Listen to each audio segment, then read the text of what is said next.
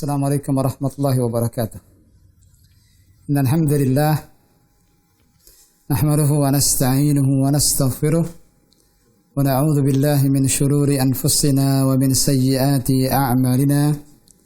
Man yahdihillahu fala mudilla lahu wa man yudlil fala hadiya lahu. Wa asyhadu an la ilaha illallah wahdahu la syarika lahu wa asyhadu anna Muhammadan 'abduhu wa rasuluhu la nabiyya ba'dahu. Allahumma salli wa sallim alaihi wa ala alihi wa sahbihi wa man tabi'ahum bi ihsanin ila yaumiddin wa ba'd. Ikhwani fid din wa akhwati fillah rahimani wa rahimakumullahu jami'an. Para pemirsa Ahsan TV dimanapun antum berada, alhamdulillah di kesempatan yang berbahagia ini kembali kita dipertemukan Allah Subhanahu wa taala untuk kembali melanjutkan pembahasan kitab Al-Kabair, pembahasan kumpulan dosa-dosa besar yang ditulis oleh Al-Imam Adz-Dzahabi rahimahullah. Dan di kesempatan siang ini insyaallah kita akan membahas dua dosa besar yang terakhir yang dibahas oleh Al-Imam Adz-Dzahabi rahimahullah, yakni dosa besar yang ke-75 dan dosa besar yang ke-76. Adapun dosa besar yang ke-75 yakni tarikul jum'ah liyusalliya wahdah, yakni dosa besar meninggalkan salat Jumat untuk salat sendirian di rumah. Allah Subhanahu wa taala berfirman dalam surat Al-Jum'ah, surat yang khusus Allah Subhanahu wa taala dedikasikan untuk menjelaskan keutamaan salat Jumat. Ya ayyuhalladzina amanu idza nudiya lis-salati min yaumil jum'ati fas'au ila dzikrillah wa dharul bai' dzalikum khairul lakum in kuntum ta'lamun. Allah Subhanahu wa taala berfirman, dan apabila dipanggil, kalian dipanggil idza nudiya lis-shalah, jika kalian dipanggil untuk melaksanakan salat, yakni salat Jumat pada hari Jumat, fas'au ila dzikrillah, maka bersegeralah untuk mengingat Allah Subhanahu wa taala. Dalam ayat ini Allah Subhanahu wa taala menggunakan perintah fas'au dan bersegeralah. Karena as-sa'yu artinya berlari cepat. yakni gambaran perintah Allah Subhanahu wa taala untuk bersegera menghadiri salat Jumat. Wa dzarul bai', dan tinggalkan jual beli. Tinggalkan urusan-urusan dunia, diantaranya adalah jual beli untuk melaksanakan salat Jumat. Dzalikum khairul lakum, itu semua lebih baik bagi kalian, in kuntum ta'lamun, jika kalian mengetahuinya. Maka ma'asyar ikhwah rahimani wa rahimakumullah, syiar seorang muslim adalah selain dia berusaha untuk melaksanakan salat berjamaah 5 waktu di masjid, juga tidak lupa dia melaksanakan salat Jumat. Karena hari Jumat hari Sayyidul Ayyam, kata Nabi sallallahu alaihi wasallam, hari Jumat adalah penghulunya hari-hari yang lain. Dia adalah hari yang Allah Subhanahu wa taala jadikan sebagai hari diciptakannya Adam alaihissalam, dan disebutkan dalam sebuah hari yang sahih bahwa hari Jumat adalah hari di mana hari kiamat akan ditegakkan. Sampai-sampai disebutkan dalam sebuah riwayat bahwa seluruh makhluk takut ketika datang hari Jumat, karena makhluk khawatir hari itu Allah Subhanahu wa taala menegakkan hari kiamat. Hanya saja ada dua yang tidak takut, manusia dan jin. Maka dari sini ma'asyar ikhwah rahimani wa rahimakumullah, hendaknya kita mengagungkan hari Jumat dan mengagungkan salat Jumat secara khusus. Allah Subhanahu wa taala jadikan hari ini sebagai hari yang istimewa. Hari Id, hari bergembira kaum muslimin. Hari Id yang bentuknya satu kali dalam sepekan.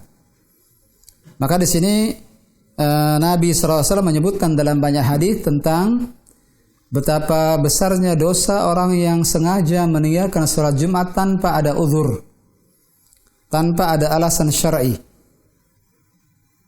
Di sini penulis menyebutkan beberapa hadis Nabi SAW. Di antaranya yang pertama hadis Abdullah bin Mas'ud radhiyallahu an, bahwa Nabi SAW bersabda, liqaumin yatakhallafuna 'anil jum'ah. Nabi sallallahu alaihi wasallam bersabda kepada kaum yang meninggalkan salat Jumat, laqad hamamtu an amura rajulan yusalliya bin nas thumma uharriqa 'ala rijalin yatakhallafuna 'anil jum'ati buyutahum. Akhrajahu Muslim. Kata Abdullah bin Mas'ud radhiyallahu an dalam hadis yang dikeluarkan Imam Muslim, bahwa Nabi sallallahu alaihi wasallam bersabda seraya mengancam orang-orang yang meninggalkan salat Jumat, sungguh laqad hamamtu, aku sangat berkeinginan, an amura rajulan, untuk memerintahkan seseorang untuk salat menjadi imam bagi kaum muslimin. Thumma uharriqa 'ala rijalin yatakhallafuna 'anil jum'ati buyutahum. Kemudian aku pergi menuju ke rumah orang-orang yang meninggalkan salat Jumat, kemudian aku akan bakar rumah-rumah mereka. Dari sini ikhwan, sampai-sampai Nabi sallallahu alaihi wasallam punya keinginan kuat, walaupun alhamdulillah tidak terjadi pada zaman Nabi sallallahu alaihi wasallam.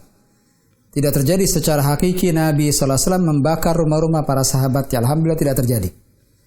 Namun adanya hadis ini dan kuatnya keinginan Nabi sallallahu alaihi wasallam untuk membakar rumah orang-orang laki-laki yang meninggalkan salat Jumat tanpa ada uzur menunjukkan bahwa betapa kerasnya ancaman ini, betapa tegasnya ancaman ini. Dan ini menunjukkan betapa besarnya dosa meninggalkan salat Jumat.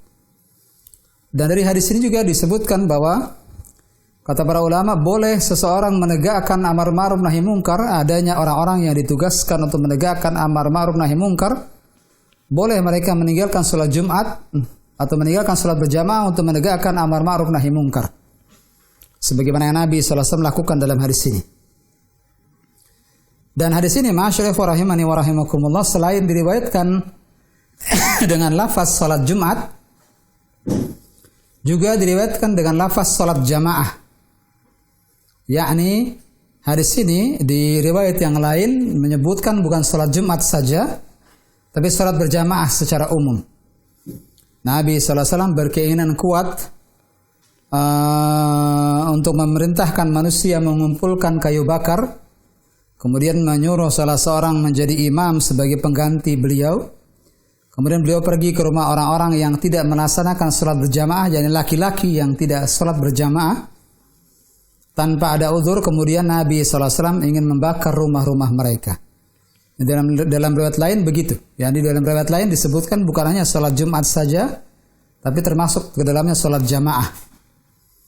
Maka di sini menunjukkan bahwa baik salat Jumat secara khusus di bab ini dan juga salat jamaah secara umum, para ulama menyebutnya sebagai sebuah kewajiban bagi siapa saja laki-laki yang tidak ada uzur syar'i, wajib baginya untuk pergi ke masjid untuk melaksanakan salat berjamaah. Dan termasuk di dalam salat berjamaah adalah salat Jumat berjamaah. Ma'asyiral ikhwah rahimani wa rahimakumullah jami'an. Hadis lainnya yang disebutkan penulis adalah hadis yang juga dikeluarkan Imam Muslim dari sahabat Abdullah bin Umar radhiyallahu an dan juga dari sahabat Abu Hurairah radhiyallahu anhuma, bahwa Nabi sallallahu alaihi wasallam bersabda, la yantahiyanna aqwamun min wada'ihimul jumu'at aw la yakhtimanna Allahu ala qulubihim thumma la yakununna minal ghafilin. Nabi sallallahu alaihi wasallam bersabda, la yantahiyanna aqwamun, hendaknya orang-orang yang meninggalkan salat Jumat berhenti dari kebiasaan ini. Yani hendaknya orang-orang yang sengaja meninggalkan salat Jumat tanpa ada uzur, hendaknya dia berhenti dari sifat ini. Hendaknya dia berhenti dari perbuatan ini, bersegera salat Jumat. Atau kalau tidak, aw la yakhtimannallahu ala qulubihim, atau kata Nabi sallallahu alaihi wasallam, jika tidak mereka lakukan, yakni mereka tetap meninggalkan salat Jumat tanpa ada uzur, Allah Subhanahu wa taala benar-benar akan menutup hati-hati mereka. yakni menutup rapat hati-hati mereka thumma la yakununna minal ghafilin, kemudian mereka benar-benar menjadi orang yang lalai setelahnya. Yang ditutup hatinya, dikunci mati hatinya, kemudian tidak masuk ke dalam hatinya hidayah. Dikhawatirkan orang seperti ini jika tidak berhenti dari sikap meninggalkan sholat Jumat, lama-kelamaan Allah Subhanahu wa taala benar-benar akan mengunci hati mereka, ya, menutup rapat hati mereka sehingga tidak sedikit pun ada cahaya hidayah masuk ke dalam hati mereka. Sedangkan kita semua butuh hidayah dari Allah Azza wa Jalla.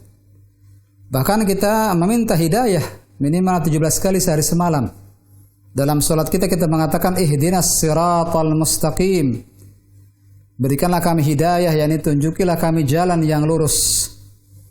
Kita minta kepada Allah hidayah agar ditunjukkan jalan yang lurus. Setiap harinya minimal 17 kali sehari semalam. Nah, karena hidayah ini begitu diperlukan, kita butuh hidayah pada setiap waktunya. Maka tidak mungkin seseorang bisa hidup tanpa hidayah. Nah, ancaman dalam hadis ini menunjukkan bahwa orang-orang yang sengaja meninggalkan salat Jumat, lama-kelamaan redup di hatinya hidayah.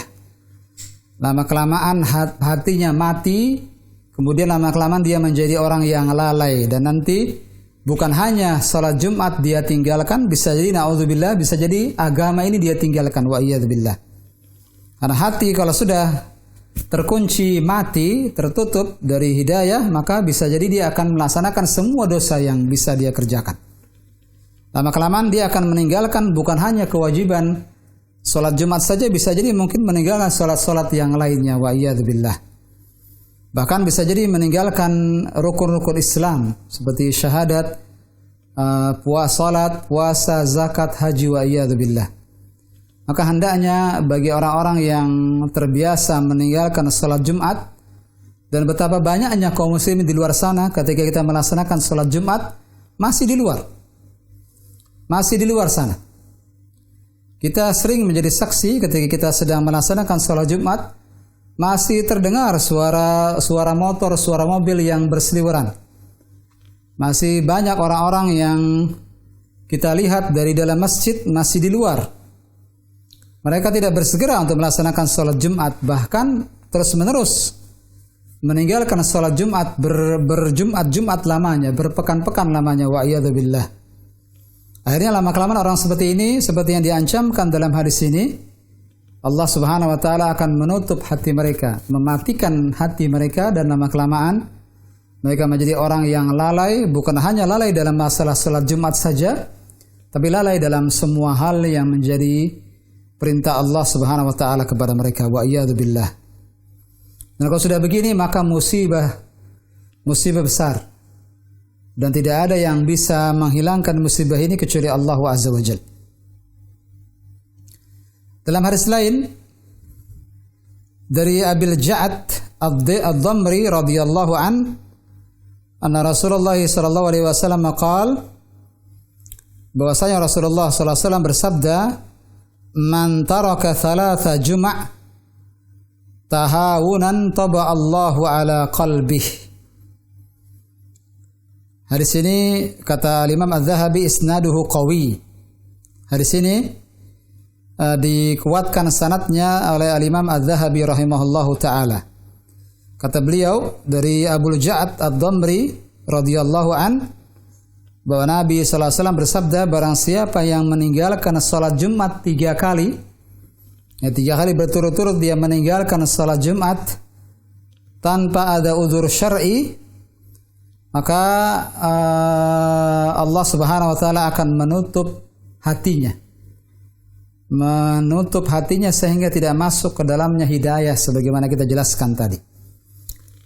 Kalau dalam hadis sebelumnya sifatnya umum, tidak disebutkan bilangan 3 kali Jumat. Di sini secara khusus dalam hadis yang dikuatkan sanadnya oleh Al-Imam Az-Zahabi rahimahullah, khusus orang yang meninggalkan 3 kali salat Jumat secara berturut-turut tanpa ada uzur. Maka di sini ada sebuah tambahan faidah. Kalau hadis ini benar sebagaimana dikatakan oleh Al-Imam Az-Zahabi rahimahullahu taala, maka 3 Jumat dia tinggalkan, maka akan seperti yang disebutkan dalam hadis ini. Maka bertobatlah wahai kaum muslimin, laki-laki yang Allah Subhanahu wa taala berikan kesehatan, laki-laki yang Allah berikan kekuatan, laki-laki yang Allah Subhanahu wa taala berikan anggota tubuh yang sehat, yang lengkap, yang tidak punya udzur, segera pergi ke masjid. Fas'au ila dzikrillah. Tadi sudah kita sebutkan ayatnya. Allah Subhanahu wa taala bahkan bukan hanya menyuruh kita salat saja, tapi fas'au, bersegeralah untuk melaksanakan salat Jumat. Dan tentu di antara hal yang paling diutamakan adalah manakala kita datang lebih awal. Bagi siapa saja yang Allah Subhanahu wa taala telah berikan hidayah sehingga alhamdulillah dia selalu melaksanakan salat Jumat, setelah itu ada hal yang mesti dia sempurnakan, yakni berupaya dia memenuhi adab-adabnya, kemudian dan berupaya untuk datang ke masjid lebih awal. Sebagaimana disebutkan dalam sebuah hadis yang sahih yang dikeluarkan ashabus sunan, Abu Dawud, At-Tirmidzi, An-Nasai, Ibnu Majah dan yang lainnya, dari sahabat Al-Aus ibn Ausin radhiyallahu an, bahwa Nabi sallallahu alaihi wasallam pernah bersabda, "Man igtasala yaumal jum'ati wa ghassal wa bakkara wa batakar wa dana minal imam wastama'a wa ansat kana lahu bi kulli khutwatin yakhtuha ajru sanah siyamuha wa qiyamuha." Hadis ini saya peruntukkan untuk kita semua yang alhamdulillah Allah telah berikan hidayah sehingga kita bisa melaksanakan salat Jumat secara berjamaah secara rutin tiap pekannya, alhamdulillah. Kewajiban berikutnya yakni menyempurnakan ibadah salat Jumat kita dengan memperhatikan adab-adab yang disebutkan dalam hadis yang saya bacakan barusan. Kata Nabi SAW, "Man igtasala yaumal jum'ah," barang siapa yang mandi pada hari Jumat, wa ghassal, dan menyempurnakan mandinya, wa bakkara wa batakar, dan dia berupaya datang lebih awal ke masjid, wa batakar, dan minimal mendapati khutbah Jumat yang pertama, kata para ulama, wadana minal imam, kemudian dia mendekat kepada imam. Mendekat kepada imam tentu di sini maksudnya adalah berupaya untuk berada di saf-saf yang pertama. Tidak seperti yang dilakukan sebagian kaum muslimin, semoga Allah berikan hidayah kepada mereka, sengaja ketika masuk waktu Jumat dia sengaja memilih saf yang paling belakang. Dan sebagian besarnya kita lihat dalam rangka agar dia tidur ketika sepanjang khutbah Jumat. Dia lupa, seakan-akan dia lupa bahwa tidur pulas bisa menyebabkan wudunya batal. An-naumul amiq, ijma' para ulama menyebabkan batal wudunya. Bahkan kita dengar mereka begitu pulasnya sampai sebagiannya mengorok ketika khutbah Jumat disampaikan oleh khatib. Ini tentu sangat-sangat mengganggu dan jauh dari adab-adab yang diharapkan. Anda alhamdulillah sudah diberikan hidayah oleh Allah untuk bisa ke masjid melaksanakan salat Jumat. Maka perhatikan adab-adab ini. Datang ke masjid bukan sengaja untuk mencari posisi di belakang agar bisa tidur. Justru kebalikannya adalah wadana minal imam, mendekat kepada imam, wastama'a wa ansat, diam dan mendengarkan. Bukan diam tertidur lalu mendengkur sebagaimana sebagian orang lalu tiba-tiba ketika dia qomat, ketika muadzin iqamah, qomat dikumandangkan, tiba-tiba dia langsung berdiri. Dia lupa bahwa dia habis tidur lelap. Seharusnya dia pergi keluar masjid atau berwudu kembali. Maka bagaimana akan dikatakan sah salatnya kalau demikian? Maka berhati-hatilah. Jangan sampai kita telah diberikan hidayah oleh Allah untuk melaksanakan salat Jumat, tapi kita rusak salat Jumat kita dengan perbuatan kita sendiri. Kalau tadi yang pertama, teguran bagi kaum muslimin yang meremehkan salat Jumat sehingga mereka tinggalkan salat Jumat, diganti dengan salat zuhur. Yang kedua yang tadi saya sebutkan adalah nasihat untuk kita semua. Saya dan kita semua yang sudah Allah Subhanahu wa taala berikan hidayah untuk bisa melaksanakan salat Jumat berjamaah. Kemudian setelah itu sempurnakan adab-adabnya sebagaimana saya sebutkan tadi. Maka barang siapa yang bisa melaksanakan adab-adab tadi, mandi pada hari Jumat dan menyempurnakan mandinya, kemudian dia datang lebih awal, minimal dia mendapati khutbah yang pertama, kemudian yang ketiga dia berupaya mendekat kepada imam, yang berupaya di saf-saf yang pertama, diam dan mendengarkan. Kata Nabi SAW, bagi dia, kana lahu bi kulli khutwatin yakhtuha ajru sanah, siyamuha wa qiyamuha. Maka baginya setiap langkah yang dia langkahkan, satu langkahnya dinilai seakan-akan dia telah beribadah kepada Allah selama 1 tahun lamanya. Siyamuha wa qiyamuha. Dan masuk ke dalam 1 tahun itu semua salat dan semua puasa yang dia kerjakan. Lihat, 1 langkah. Tapi tentu sekali lagi, dia telah menyempurnakan salat Jumat dengan adab-adab yang disebutkan tadi di awal hadis. Dan ini tentu mujahadah, butuh perjuangan, butuh kesungguhan, butuh tekad yang kuat, butuh amalan nyata dari kita, butuh semangat untuk berlomba-lomba dalam kebaikan. Kalau seandainya ada sebagian kaum muslimin rela berlomba-lomba dalam urusan dunia, lalu mengapa kita tidak bisa berlomba-lomba dalam urusan akhirat? Ada sebagian orang bahkan antum lihat dalam rangka untuk membeli sebuah barang yang harganya belasan juta, dia rela untuk antri di sebuah toko di Singapura. Bahkan sampai ada di antara mereka yang sampai memvideokan bagaimana dia antri, bahkan dia tidur di situ di antrian untuk membeli sesuatu yang terkait urusan dunia saja. Lalu bagaimana dengan urusan akhirat? Maka ma'asyiral ikhwah rahimani wa rahimakumullah, kita memohon kepada Allah Subhanahu wa taala agar Allah Subhanahu wa taala memberikan hidayah kepada kita semua. Kemudian yang terakhir, pembahasan terakhir pada kesempatan siang ini, dosa besar yang ke-76, man tajassasa 'alal muslimin wa dalla 'ala auratihim. Dosa memata-matai kaum muslimin, kemudian menunjukkan aurat mereka, menunjukkan rahasia-rahasia mereka kepada musuh-musuh Islam. Disebutkan di sini oleh Al-Imam Az-Zahabi rahimahullahu taala di pembahasan yang terakhir di kitab Al-Kabair. Man tajassasa, barang siapa yang memata-matai kaum muslimin dalam rangka untuk mengetahui rahasia-rahasia mereka, kemudian menunjukkan rahasia-rahasia itu dan kelemahan-kelemahan kaum muslimin kepada musuh-musuh kaum muslimin, sehingga dengan demikian terjadilah kerusakan di atas muka bumi ini. Sehingga karena perbuatan dia yang menunjukkan rahasia kaum muslimin, sehingga terjadilah pertumpahan darah, terbunuhlah banyak kaum muslimin, dirampaslah harta-harta kaum muslimin, dan naudzubillah diperbudak anak-anak dan istri-istri kaum muslimin. Maka jika sudah sampai ke tingkat itu, maka dosa-dosanya semakin besar. Jika sampai ke tingkat itu, yakni sampai memberikan mudarat besar bagi kaum muslimin setelah ditunjukkan rahasia kaum muslimin, maka dosanya tentu semakin besar. Disebutkan ada beberapa hadis di sini, di antaranya hadis Hatib ibn Abi Balta'ah, yakni seorang sahabat Nabi SAW. Dia seorang muslim, dia seorang sahabi, bahkan dia termasuk ahlul Badr, sahabat yang menyaksikan perang Badar.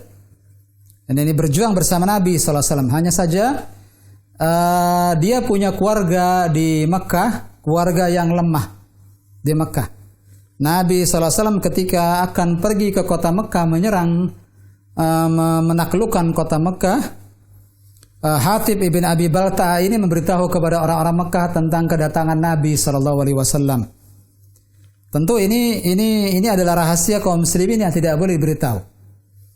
Tapi sahabat ini radhiyallahu an, karena dia punya saudara di Mekah, khawatir mereka nanti tertimpa mudarat, maka harapannya adalah ketika nanti orang-orang kafir Quraisy diberitahu tentang rahasia ini, mereka akan melindungi keluarganya. Nah, niatan dia demikian. Maka setelah diketahui oleh para sahabat ternyata dialah yang memberitahu rahasia kaum muslimin kepada orang-orang kafir Quraisy, Hatib ibn Abi Balta'ah, maka Umar bin Al-Khattab radhiyallahu an sampai-sampai begitu marahnya, sampai-sampai dia ingin membunuhnya. Nabi sallallahu alaihi wasallam melarang Umar bin Khattab. Nah, Umar bin Khattab minta izin kepada Rasulullah, "Ya Rasulullah, da'ani aqta'u unuqah." Ya Rasulullah, izinkan saya memotong lehernya, memenggal kepalanya. Tapi Nabi sallallahu alaihi wasallam melarangnya. Nabi sallallahu alaihi wasallam melarangnya karena Nabi sallallahu alaihi wasallam diberitahu oleh Allah tentang alasan Hatib ibn Abi Balta'ah, dan Nabi sallallahu alaihi wasallam ingat bahwa beliau adalah sahabat yang menghadiri perang Badar, di mana banyak orang-orang munafik meninggalkan perang Badar. Karena kita tahu bahwa perang Badar ini adalah salah satu bukti keimanan para sahabat Nabi sallallahu alaihi wasallam. Karena bayangkan 300 melawan 1000. Tidak ada yang bisa bertahan di medan perang kecuali orang-orang yang benar imannya. Maka Nabi sallallahu alaihi wasallam setelah mengetahui alasan Hatib ibn Abi Balta'ah mengapa mereka memberitahu rahasia kaum muslimin ke orang-orang kafir Quraisy, maka Nabi sallallahu alaihi wasallam memberikan dia maaf, memaklumi perbuatannya dan memaafkannya. Maka Nabi sallallahu alaihi wasallam melarang Umar untuk melaksanakan apa yang dia inginkan, yakni memenggal kepalanya. Tapi Nabi sallallahu alaihi wasallam tidak mengingkari bahwa perbuatan dia adalah perbuatan dosa besar. Dan Nabi sallallahu alaihi wasallam kalau bukan karena dia sahabat yang menyaksikan perang Badar, pasti diizinkan Nabi sallallahu alaihi wasallam oleh Umar untuk dipenggal kepalanya. Berarti menunjukkan bahwa ini adalah dosa besar. Berhak orang seperti ini dihukum mati dalam Islam. Dan pada zaman sekarang pun di negara-negara yang kita kenal sekarang ini, aturan-aturan negara-negara yang berlaku di zaman kita, semua juga bersepakat tentang jeleknya orang yang memata-matai negerinya sendiri, kemudian memberitahu rahasia negerinya sendiri kepada orang lain. Dan semua sepakat bahwa orang ini pengkhianat besar. Negara manapun tidak akan rela rahasia mereka diungkap ke musuh-musuh atau diungkap kepada negara-negara lain, sehingga diketahui kelemahan mereka. Dan mereka sepakat bahwa siapa saja yang melakukan ini adalah pengkhianat besar. Bahkan banyak negara memberikan hukuman terberat bagi orang seperti ini, yakni dihukum mati. Nah, kalau ini pada zaman sekarang, tentu pada zaman Nabi SAW lebih sangat diperhatikan. Maka baik dengan aturan Islam maupun aturan negara-negara pada zaman sekarang, mata-mata adalah perbuatan yang buruk. Apalagi kalau sampai ke tingkat kata Imam Az-Zahabi, fa in tarattaba ala jassihi wahanun alal Islam, jika sampai ke tingkat di mana perbuatannya ini melemahkan kaum muslimin, wa qatlu muslimin, bahkan bisa menyebabkan terbunuhnya kaum muslimin, wasabyi wa asrun wa nahbun, sehingga terjadilah dibantainya kaum muslimin, ditahannya sebagian mereka, bahkan diperbudaknya sebagian kaum muslimin karena perbuatannya, atau yang sejenis daripada hal ini, yang membuat kekacauan yang menyebabkan kegoncangan di sebuah negeri, fahadha mimman yas'a fil ardi fasada, maka orang ini termasuk orang-orang yang berupaya untuk membuat kerusakan di muka bumi. Dan orang seperti ini disebutkan dalam Al-Quran, dia berhak untuk dihukum dengan hukuman yang berat, disalib di atas sebuah pohon, kemudian dipotong tangan dan kakinya dari arah yang berlawanan, dipotong tangan kanan dan dipotong kaki kiri, dan dibiarkan sampai mati. Ini menunjukkan betapa beratnya dosa ini. Wabid darurah, lalu ditutup oleh Imam Az-Zahabi dengan mengatakan, wabid darurati yadri kullu dhi jassin anna namimah idza kanat min al-kaba'ir fanamimatul jasus akbar wa a'zamu bikathir. Kata Imam Az-Zahabi, maka dari sini kita katakan kita semua mengetahui sebuah konsekuensi kalau seandainya namimah saja dianggap dosa besar. Namimah yakni naqlul akhbar ilal ghair, menyebarkan kabar-kabar ke orang lain dalam rangka terjadinya kerusakan antara orang-orang itu, mengadu domba. Jika adu domba saja termasuk dosa besar, lalu adu domba yang disebabkan karena adanya mata-mata tentu lebih besar lagi dan lebih jelek lagi dosanya. Maka ma'asyil ikhwah rahimani wa rahimakumullah jami'an, kita memohon kepada Allah Subhanahu wa taala agar Allah jauhkan kita dari dosa-dosa besar ini, dan semoga Allah Subhanahu wa taala memberikan kepada kaum muslimin keselamatan dunia dan akhirat, dan semoga Allah Subhanahu wa taala memberikan kepada kita semua hidayah dan terus istiqamah di atas hidayah dan dimatikan oleh Allah di atas hidayah. Demikian kiranya pembahasan kita di kesempatan siang yang berbahagia ini. Insyaallah di pertemuan berikutnya adalah pembahasan tentang penutup daripada kitab Al-Kabair.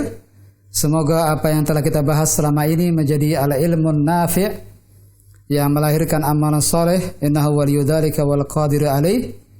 Wa sallallahu alaihi Muhammadin wa ala alihi wa sahbihi wa sallam. Wa akhiru da'wana alhamdulillahi rabbil alamin. Subhana bihamdik asyhadu an la ilaha illa anta astaghfiruka wa atubu ilaik. Assalamualaikum warahmatullahi wabarakatuh.